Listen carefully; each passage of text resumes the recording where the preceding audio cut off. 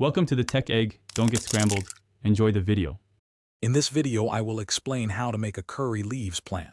We'll cover two primary methods, starting from stem cuttings or using fresh seeds.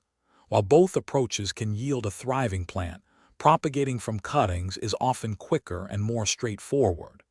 Growing from seeds, however, offers a rewarding experience, though it typically demands a bit more patience and specific conditions for successful germination. Let's dive into the details of each method. To propagate from cuttings, choose a healthy, semi-hardwood stem, ideally about 3 to 6 inches in length. Carefully remove all leaves from the bottom 1 inch of the cutting. Then, insert this bare portion into a well-draining, soilless potting mix. Ensure the pot has drainage holes.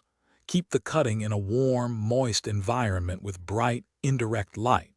Roots should begin to form in approximately 3 weeks, establishing your new plant. When starting from seeds, freshness is key for good germination.